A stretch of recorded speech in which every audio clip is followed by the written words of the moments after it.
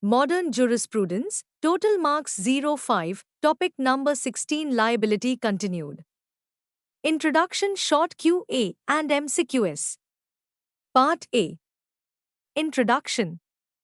This chapter explores the concept of penal redress and associated legal principles.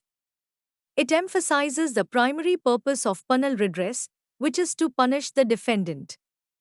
The chapter also highlights the legal principle that ignorance of the law is not a valid excuse and discusses the three elements, motive, magnitude, and character, considered in determining appropriate punishment.